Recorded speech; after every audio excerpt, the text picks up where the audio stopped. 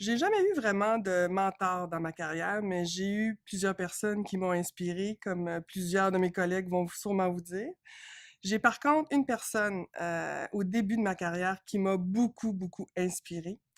Une femme qui œuvrait dans le monde commercial chez nous.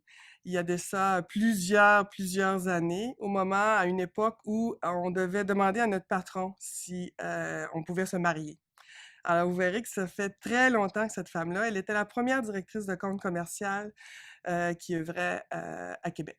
Et cette femme-là m'a démontré très rapidement qu'on pouvait être une femme de tête, mais aussi une femme de cœur, qui rencontrait mes valeurs et qui j'étais. Alors, j'ai eu cette chance-là au début de ma carrière et elle m'a inspirée et m'inspire toujours, même à la retraite.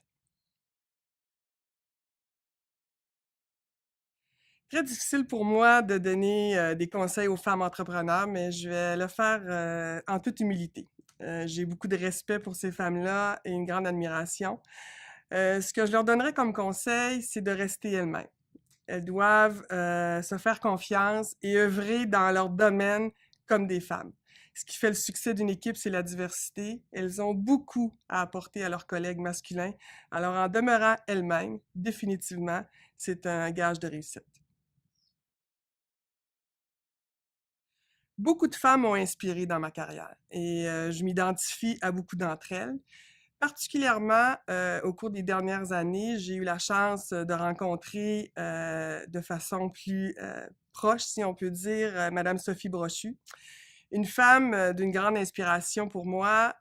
Mon patron à l'époque m'avait dit, je vais te présenter quelqu'un et ça va être vraiment quelqu'un pour qui tu vas avoir un grand coup de cœur. Et définitivement, pour différentes raisons, Sophie Brochu a évolué dans un monde principalement d'hommes, en étant et en ne voyant pas la différence entre un homme et une femme. Elle a mis un focus sur ses compétences, ce qu'elle voulait faire et sa passion, et on voit aujourd'hui où elle est rendue.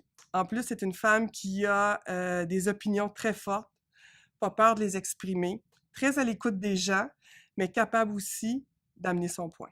Alors pour moi, Sophie a été, dans les dernières années, une grande source d'inspiration.